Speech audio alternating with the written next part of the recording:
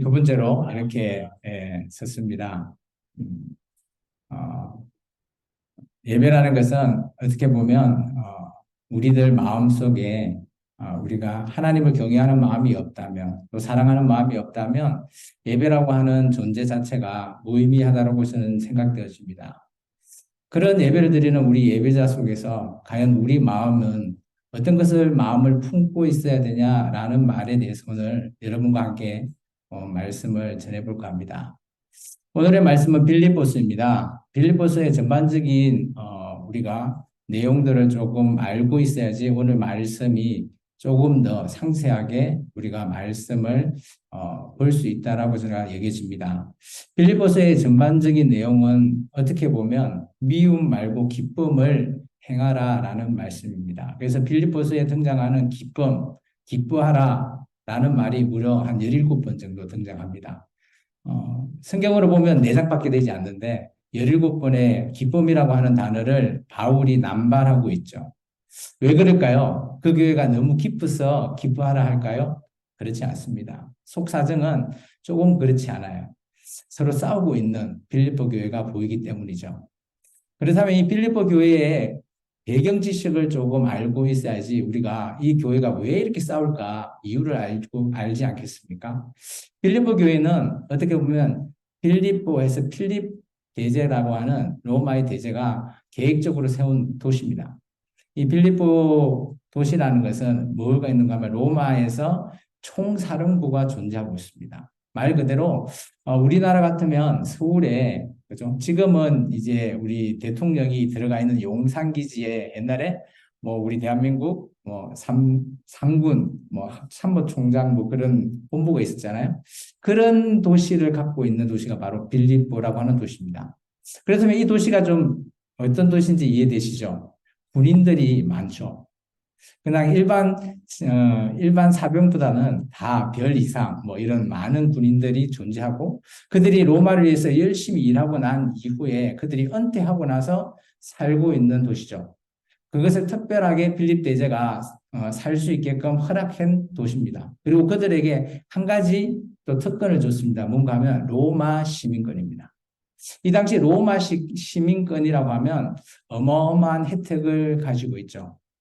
지금은 우리나라가 그러지 않는데 잘 생각해 보면 그죠? 우리나라 여기 보면 청년이 없어서 제가 말하기가 좀 뭐한데 나이 드신 우리 장로님이랑 계시잖아요. 군대 하기를 원하십니까? 가지 않기를 원하십니까? 대부분 지금 대한민국에도 보면 그래도 가고 싶어서 간 그런 젊은 청년도 있지만 대부분 어떻게 하면 피해볼까 해서 뉴스거리에 많이 나오잖아요. 요즘 뭐 의료 그런 걸로 해가지고 그만큼 가기 싫을 거예요. 실제적으로. 그러다 보니까 어떻게 보면 군대라고 하는 것은 줄을 서게 되고 또 누구의 줄의 밑에 있나에 따라서 내가 쓰임을 받을 수 있냐 없냐 이렇게 되고 또 군대라는 것은 서로 간에 다른 줄에 있는 사람들끼리는 어떨까요? 경쟁의 구도를 가지고 있습니다. 우리 젊은 어린 친구들이나 우리 아직 군인대를 모르는 여성분들은 조금 이해하기는 힘들 겁니다. 그렇지만 우리가 교회로 이것을 가지고 온다면 어떨까요? 잘 생각해 보십시오. 군대에 그죠? 육군 대장 뭐 별 4개짜리 하신 분이 교회에 성도로 와 있는 겁니다. 그런데 교회에 장로님이 대위예요. 그러면 어떻게 불러야 할까요? 성도님이라 불러야 할까요? 성도님이라 불러야 할까요? 대장님이라고 불러야 할까요? 참 입장 곤란하죠. 그런 상황이에요. 이 교회가. 그런 상황에 처해 있는 상황을 우리가 조금 생각하시고 오늘 바울이 왜 이렇게 기쁨을 강조했는지에 대해서 조금 말할까 합니다. 그 전에 바울이 1장을 통해서 빌립보 교회에게 우리 교회 내에 있는 사람은 그런 거 다 따지지 말고 교인으로서 합당한 생활을 조금 하라라고 말한 그런 말씀이 있습니다. 빌립보서 1장 조금 앞으로 당겨 보시면 27절에서부터 30절의 말씀입니다. 오늘 제가 여러분과 함께 말씀을 조금 많이 읽어도 되겠습니까? 예, 같이 한번 읽어볼까요? 앞에 화면도 있습니다. 같이 읽겠습니다. 오직 너희는 그리스도의 복음에 합당하게 생활하라. 이는 내가 너에게 가거나 떠나 있으나 너희가 한 마음으로 서서 한 뜻으로 복음의 신앙을 위하여 협력하는 것과 무슨 일이든지 대적하는 자들 때문에 두려워하지 아니하는 일이 듣고자 함이라. 이것이 그들에게는 멸망의 증거요 너희에게는 구원의 증거니 이는 하나님께로부터 난 것이라. 그리스도를 위하여 너희에게 은혜를 주신 것은 다만 그를 믿을 뿐 아니라 또한 그를 위하여 고난도 받게 하려 하심이라. 너희에게도 그와 같은 싸움이 있으니 너희가 내 안에서 본 바요 이제 내 안에서 듣는 바니라. 이게 뭔 말인가 하면 그리스도인은 교회 내에서 어떤 합당한 생활을 해야 되냐라는 것을 바울이 제시하고 있습니다. 첫 번째는 한 마음으로 서라는 겁니다. 여기서 선다라는 것은 지금 우리 예배 때는 서는 장면이 좀 많이 없죠. 그죠? 그런데 초기 기독교는 대부분 예배를 다 서서 드렸습니다. 지금 서서 예배를 드리는 사람은 한 명이죠. 바로 접니다. 그런데 초대 기독교는 예배가 시작부터 끝까지 서서 드렸습니다. 이제 그래서 어떻게 드려라? 서서 예배하는데 한 마음으로 하라라는 거예요. 그리고 두 번째, 한 뜻, 그리고 협력해 달라는 거예요. 여기서 협력은 참여해 달라는 겁니다. 그렇다면 이 교회가 제가 좀 전에 얘기했죠. 그 교회 내에 라인이 두 개 있습니다. 나중에 4장 2절에 가보면 그쪽에 한쪽 사람들의 이름이 등장하는데요. 두 라인이 있다 보니까 이 라인이 서로 경쟁 체계에 있습니다. 교회 내에. 그런데 그런 거 좋지만 경쟁하는 것도 좋다. 대신 너희들이 교회라고 하는 하나의 울타리 내에 공동체 내에 한 뜻으로 같이 참여해 달라라고 말하고 있고요. 그리고 세 번째는 두려워하지 말랍니다. 지금 빌보 교회도 어떻게 보면 그 교회 외부적으로 대적하는 자들이 조금 있습니다. 빌립보 교회를 방해하는 세력이 있어요. 바울이 초기에 교회를 개척했을 때 가장 방해를 크게 했던 세력은 바로 유대교 유대인들입니다. 그들은 유대교를 믿던 사람들이 출교해서 기독교로 개종을 했기 때문이죠. 그래서 그들이 가장 크게 대적자고 두 번째는 할레파 유대인입니다. 오직 율법 속에서 할례를 받아야지 구원이 있다라고 주장하는 이 사람들은 그리스도인입니다. 그런 두 부류가 바울을 좀 대적하고 있습니다. 그렇지만 두려워할 필요가 없다. 이렇게 하나님을 잘 믿고 합력하면 우리가 이것이 구원의 증거가 될 것이다 라고 말하고 있습니다. 세 번째는 은혜를 받으라고 합니다. 어떤 은혜인가 하면 첫 번째 믿음, 두 번째 내가 이때까지 당했던 고난도 함께 받자라는 거예요. 신약성경에는 유독 이 단어가 많이 등장합니다. 은혜라는 단어도 등장을 많이 하는데 고난이라고 하는 단어가 유독 더 많이 등장합니다. 그러면서 나처럼 바울은 늘 이렇게 합니다. 나처럼 고난도 너희도 함께 받으라. 왜 그럴까요? 고난이라고 하는 것은 사람들은 싫어를 하죠. 그렇지만 바울은 이 고난을 이겨냈을 때에 우리에게 주시는 생명의 멸류관을 디모데후서에서 바울이 얘기하고 있습니다. 오늘 우리가 가야 될 그곳에서 생명의 멸류관을 우리가 받을 위한 조건이 바로 고난이기 때문이죠. 그리고 오늘 이 말씀을 통해서 합당한 생활을 이렇게 함으로 해서 오늘 2장 1절에 보면 그러므로라고 등장합니다. 이 앞에 합당한 생활을 함으로 해서 이 빌립보 교회는 어떻게 돼야 될까를 말하고 있죠. 제가 지금 계속 빌립보 교회에 대해서 말하고 있지만 오늘 산수중앙교회도 한번 이면적으로 비교를 해볼 필요는 있습니다. 왜냐? 교회라는 것의 공동체는 어떻게 보면 크게 많이 벗어나지 않기 때문이죠. 물론 정확하게 매칭은 되지 않겠지만 우리 교회는 이 빌립보 교회와 좀 다른 환경에 있지만 잘하고 있구나. 바울이 지금 권면하고 있는 충고하고 있는 내용을 이 산수중앙교회가 잘하고 있으면 계속 잘하시면 되는 거예요. 그런데 혹여나 하고 있지 않다면 우리도 이것을 수렴해서 열심히 받아들여야 되겠다라고 생각하시면 됩니다. 그래서 우리가 좀 전에 읽었던 2장 1절에서 5절의 말씀에 여러 가지가 나오죠. 이 말씀은 정리하면 이렇습니다. 그리스도인이 지켜야 할 덕목이라는 거죠. 첫 번째, 교회의 기본 사역을 이루는 겁니다. 우리 2장 1절의 말씀이죠. 그리스도 안에 무슨 권면이나 사랑의 무슨 위로나 성령의 무슨 교제나 긍휼이나 자비가 있거든.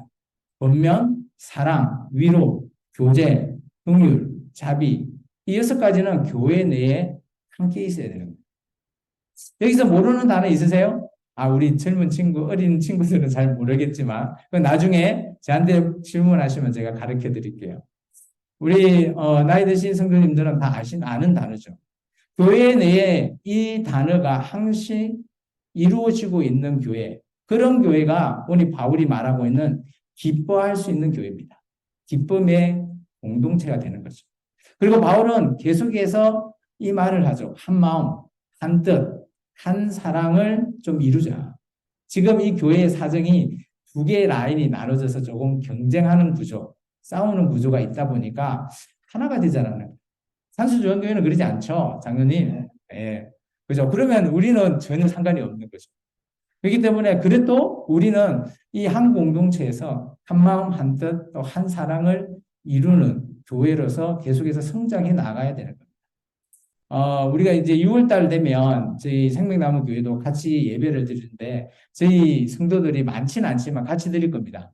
물론 우리 성도들이 좀 낯설겠죠. 그리고 새로 보시는 분도 있고 또 여기 계시는 분도 이제 지금 저는 제 얼굴에 제가 몇 번 왔으니까 이제 조금 익숙해지셨죠. 근데 이제 새로 오시는 분이 있으면 여러분도 한 마음 한 뜻으로 잘 좀 한 사랑을 이루는 그런 산수조항교회가 됐으면 좋겠습니다. 그리고 세 번째는 겸손하고 좀 낮추어라라고 말하고 있습니다. 겸손을 얘기하고 있죠. 오늘 3절의 단어를 보면 아무 일이든지 다툼이나 허영으로 하지 말라라고 하는 전제 조건이 있어요. 허영이라고 하는 게 허세거든요.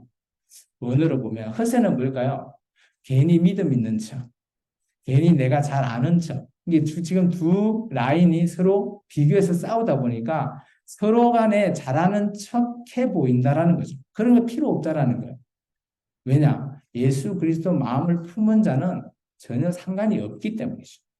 언제나 겸손하고 낮추는 자, 그것이 예수님이 모범이다라는 것을 조금 있으면 제가 또 성경을 말씀을 통해서 또 나눠볼까 합니다. 그리고 네 번째는 돌보는 일에 신경을 쓰라는 겁니다. 돌본다, 구제한다 라고 하면 타인을 얘기하지만 오늘 성경을 바울은 그렇지 않습니다. 먼저 자신의 일을 먼저 돌보랍니다.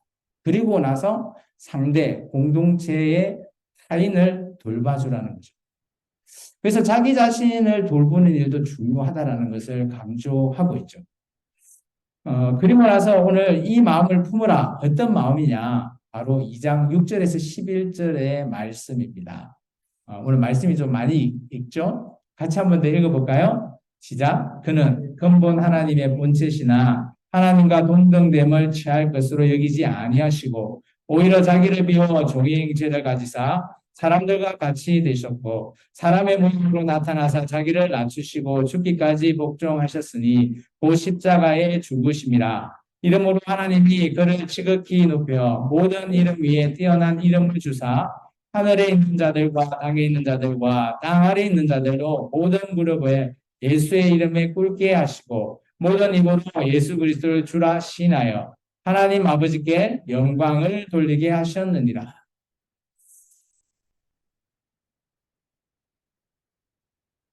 이 말씀은 예수님을 모범으로 바울이 제시하는 겁니다. 너희들 안에 예수님을 섬긴다고 하지만 그 예수님의 실본체는 모범은 이거다라는 것을 말하고 있죠. 하나님이신 예수님도 이 땅에 오셔서 낮추셨다라는 거죠. 태어날 때부터 그죠?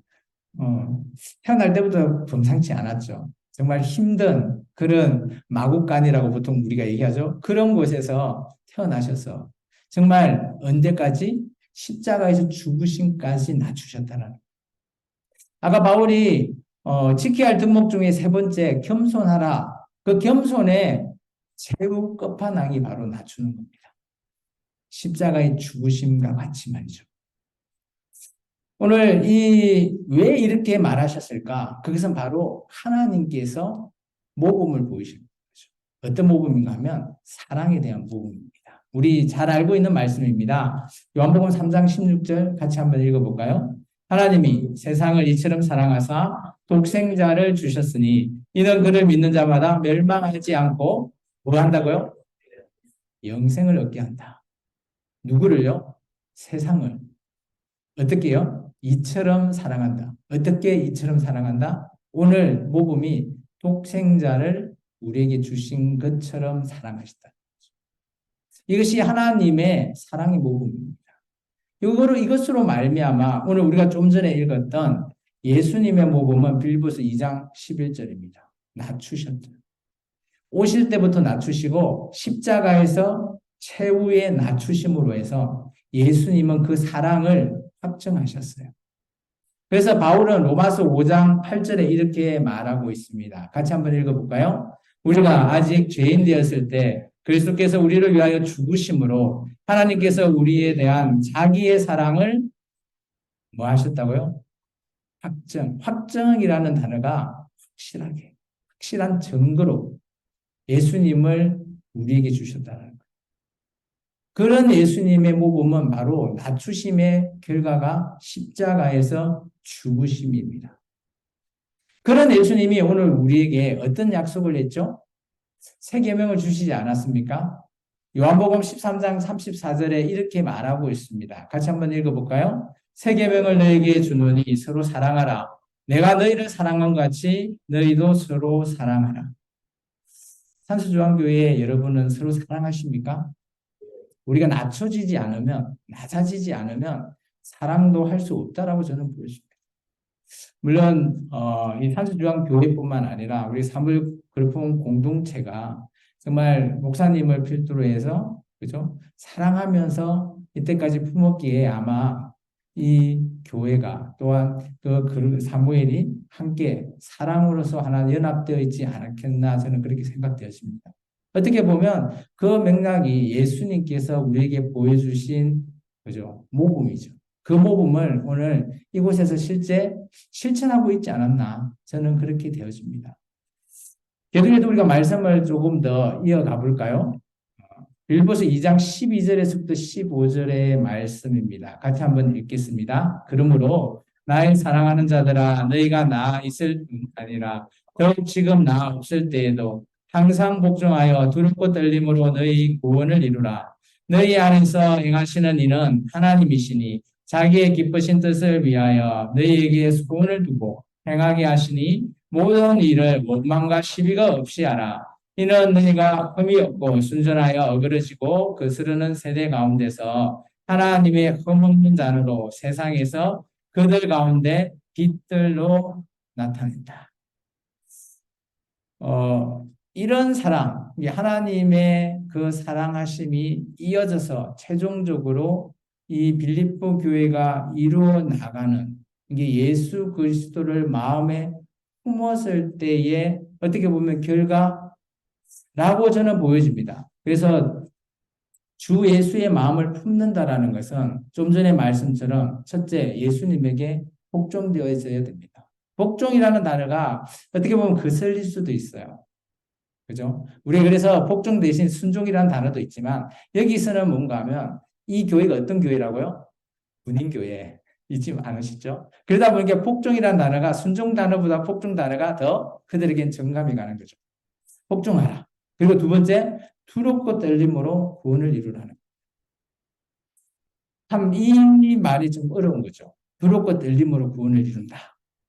우리의 구원은 그냥 예수 믿고 교회에 나와서 예배 잘 드리면 구원받는다. 물론 틀린 것은 아니지만 왜 두렵고 떨림으로 받아야 되냐라는 것을 오늘 바울은 말하고 있죠. 그것에 대해서는 우리가 빌립보서를 조금 더 다음에 제가 다음 주나 그 다음 주에 이 말씀을 계속 이어가겠습니다. 세 번째는 원망과 시비가 없이 하라는 거예요. 이렇게 공동체가 서로 경쟁 관계에 있다 보니까 서로 간에 원망도 있을 거고요. 시비도 있을 수 있다는 거죠. 그런 거는 예수님을 생각해봐라. 예수님 안에서 한 형제고 한 자매인데 왜 이런 원망과 시비가 있어야 되냐라는 것을 말하고 있죠. 그래서 우리 교회는 이런 언어를 많이 씁니다. 어떤 분란이 나면 은혜로 좀 넘어가자. 라는 단어를 많이 쓰죠. 물론 좋을 수도 있지만 어떻게 보면 세상 사람들은 이해할 수 없는 그런 언어죠. 그렇지만 교회에서 바울은 원망과 시비가 없이 해달라고 당부하고 있습니다. 그리고 세 번째, 네 번째, 세상의 빛의 잔으로 좀 살아라. 빛의 자녀, 그죠? 빛으로 나타내라는 거예요. 우리 자체가. 빛이라는 것은 어둠이 있을 때 나타나는 거죠.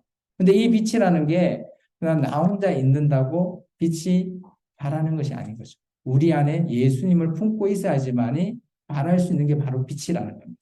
그래서 바울은 에베소서 5장 8절에 이렇게 말했죠. 같이 읽을까요? 너희가 전에는 어둠이더니 이제는 주 안에서 빛이라. 빛의 자녀들처럼 행하라. 예수 믿기 전에는 우리가 어둠이었죠. 근데 예수를 믿고 난 이후에 우리가 예수님을 품고 있는, 그래서 우리 안에 예수님의 그 마음을 품기 때문에 우리에게 빛이라고 하는 존재가 함께 있다는 거죠. 옆에 있는 분에게 얘기하시겠습니까? 당신의 얼굴이 빛이 나십니다. 정말 빛이 나신가요? 예. 좀 장로님도 일하셔가지고 얼굴이 꺼물쩍쩍하다고 빛 안 난다고 얘기하시겠습니까? 우리 안에는, 그죠? 외향적인 것보다 우리 안에 마음에 예수님이 함께 하시기 때문에 우리는 항시 빛이 발하고 있다라고 믿으시면 될 겁니다. 그래서, 마지막으로, 그렇다면 바울은 어디까지 우리가 예수님의 마음을 품고 살아야 되는지를 좀 제시하고 있습니다. 어떻게 보면 지금 우리는 할 수 없는 일일 수도 있죠. 근데 할 수 있는 것도 있습니다. 우리 같이 한번 읽어볼까요? 빌립보서 2장 16절에서 18절의 말씀입니다. 생명의 말씀을 밝히 나의 다름질에 헛되지 아니하고 수고도 떼지 아니하므로 그리스도의 날에 내가 자랑할 것이 있게 하려 함이라. 만일 너희 믿음의 재물과 섬김 위에 내가 나를 전제로 드릴지라도 나는 기뻐하고 너희 무리와 함께 기뻐하리니 이와 같이 너희도 기뻐하고 나와 함께 기뻐하라. 아멘. 마지막으로 바울은 그리스도인이 누릴 수 있는 기쁨을 표현하고 있는데요. 첫 번째, 생명의 말씀을 밝혀라는 표현이죠. 이 밝힌다는 말이 붙잡는다, 붙든다라는 거예요. 이 생명의 말씀이 뭡니까? 바로 이 성경입니다. 성경의 말씀을 붙드는 것. 디모데후서에 이렇게 바울은 얘기하고 있습니다. 같이 한번 읽어볼까요? 성경에 가치라고 제가 설명드리고 싶습니다. 같이 읽습니다. 또 어려서부터 성경을 알았나니 성경은 능히 너로 하여금 그리스도 예수 안에 있는 믿음으로 말미암아 구원에 이르는 지혜가 있게 하느니라. 우리가 성경을 모르는데 구원이 있다? 예수만 믿으면 구원이 있다? 뭐가 맞습니까? 헷갈리시죠? 그런 헷갈림을 제가 여러분 앞에 앞으로 계속해서 설교를 통해서 헷갈리지 않고 잘 말씀 안에 양육할 수 있도록 제가 하겠습니다. 어쨌든 간에 성경을 통해서 우리는 구원에 이르는 지혜를 우리가 받았다라고 말하고 있습니다. 그래서 그리스도인은 항상 누릴 수 있는 기쁨은 성경이 있기 때문이고, 두 번째, 그리스도의 날에 언젠가는 우리가 예수님을 만나는 이 그리스도 날이 재림될 수도 있고요. 예수님이 이 땅에 재림하기 전에 제가 먼저 예수님을 만나 뵈는 날이 있을 거 아니에요? 그럴 때 예수님 앞에서 자랑할 것이 있어야 된다는 거예요. 바울은. 여러분은 이 땅에서 예수님이 재림했을 때 예수님을 배우면 어떤 자랑을 하시고 싶으십니까?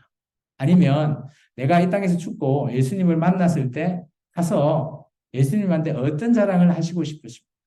자랑할 거 있으십니까? 힘드시죠? 아무 말 안 하는 게 당연하다고 저는 봅니다. 어려운 문제거든요. 근데 우리에게 힌트를 주신 분이 있습니다. 저는 이 부분은 꼭 좀 여러분의 앞으로 살아갈 때 기억했으면 좋겠습니다. 바로 베드로입니다. 베드로 전서에 보면 이런 말이 있죠. 같이 한번 읽어볼까요? 너희가 이방인 중에 행실을 선하게 가져 너희를 악행한다고 비하하는 자들로 하여금 너희 선한 일을 보고 오시는 날에 하나님께 영광을 돌리게 하려 합니다. 이 말이 무슨 말인가 하면 세상에 믿지 않는 자가 우리가 그리스도인이다 보니까 너무 선하게 살다 보니까 그죠? 요즘 말로 호구예요, 호구. 뭐 세상에는 호구였는데 예수님이 올 때 보니까 아, 이 사람은 진짜 이 땅에서 선한 일을 했다라고 예수님한테 그 얘기를 해주고 자기는 지옥 가겠다라는 거죠. 그렇다면 오늘 우리가 어떤 자가 되어야 되는 거죠? 바로 이것을 자랑할 수 있는 자가 되어야 되는 거죠. 남이 본다고 하는 게 아니라 나 스스로 항시 선한 일에 앞장서고 예수 그리스도의 마음을 품고 살고 있어야지만이 이것은 남에게 보여주고자 하는 것이 아니에요. 내가 언젠가는 예수님 앞에 자랑할 일로 여러분이 목표를 삼으시고 신앙생활을 하시기 바랍니다. 쉽지 않을 겁니다.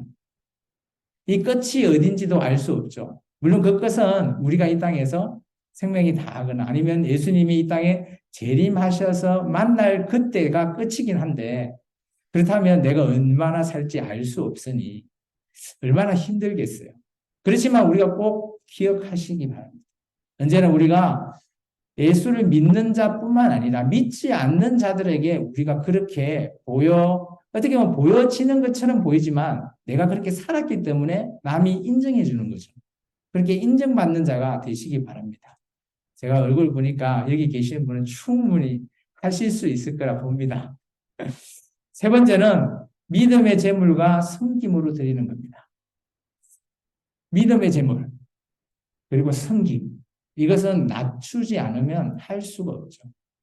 그리고 낮아지지 않으면 교만하면 이것을 할 수 있는 그런 근거가 되지 않습니다. 그리고 전제로 드린다라는 표현이 있습니다. 이 전제는 구약에 보면 제사 제도 중에 하나인데 액체로 드리는 제사입니다. 그래서 이 민수기 15장 7절에 이런 표현이 있습니다. 전제로 포도주 3분의 1 흰을 들여 여호와 앞에 향기롭게 한다. 우리가 구약 레위기를 보면 5대 제사뿐만 아니라 액체로서도 드리는 제사가 있죠. 근데 바울이 왜 이런 얘기를 했을까요? 지금 바울은 로마에서 재판을 받고 아직까지 유죄인지 판결이 되지 않았어요. 그래서 바울은 내가 설령 죽더라도 내가 액체가 되어서 너희 앞에 전제로 드렸어도 내가 너희의 기쁨이 되겠다라고 말하는 거예요. 그래서 제가 아까 이 네 가지 중에서 그죠? 우리가 실천할 수 없다라고 하는 이해가 아마 네 번째입니다. 쉬운 선택은 아니죠. 우리가 어떻게 보면 우리나라도 보면 그죠? 6.25 때 저는 잘 모르죠. 어려서 여기 좀 나이 드신 우리 장로님들은 아마 6.25 세대시니까 아시겠지만 그 당시 그죠? 교회를 지켰던 목사님이 있고요. 그러지 않고 그죠? 교회를 떠나서 또 성도들과 함께 와서 또 개척을 해서 밑으로 피난을 와서 하신 분도 있는데 그 당시 순교를 택하신 그런 목사님들이 있으시잖아요. 이 순교라는 거 쉽지 않죠. 오늘 바울은 바로 그런 순교를 지금 말하고 있습니다. 내가 순교할지언정 너희들이 기쁘다면 너희 공동체가 기뻐한 그런 존재라면 내가 충분히 드리겠다라는 그런 각오로 오늘 결단하고 있습니다. 이제 말씀을 좀 마칠까 합니다. 말씀이 좀 길었죠? 따분하진 않았었나요? 너무 길어서? 오늘 말씀의 결론은 제가 한 줄로 한번 요약을 해봤습니다. 같이 한번 읽어볼까요? 내 안에 주 예수의 마음을 품는 것은 나를 낮추고 서로 사랑하는 것이다. 우리는 언제나 주 예수 그리스도의 마음을 품으셔야 돼요. 근데 마음을 품는다는 것은 그냥 품고 산다는 게 아니라 나 자체가 항상 낮아져야 돼요. 예수님이 낮아졌듯이 십자가에서 죽으시기까지 낮아지셨듯이 우리가 낮아져야 할 때 비로소 우리가 서로 사랑할 수 있다는 거예요.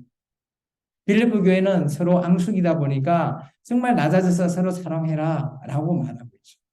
오늘 산수조항교회는 또 이 교회 공동체 내에도 또 서로 사랑하고 낮추고 하실 거지만 세상에 믿지 않는 자를 위해서도 우리가 낮아질 필요가 있고요. 그들을 위해서 서로 사랑해 줄 필요가 있다는 겁니다. 아까 베드로가 얘기했던 그 선한 일이라는 게 바로 저는 그런 일이라고 보여집니다.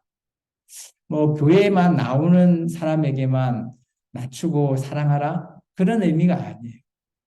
요한복음 3장 16절은 세상의 모든 자들을 위해서 하나님께서 사랑의 모범을 보여주셨죠. 그렇기 때문에 우리 교회는 당연히 사랑하고 낮추고 사랑해야 되지만 세상을 우리가 나아가서도 통일하게 하셔야 된다는 거죠.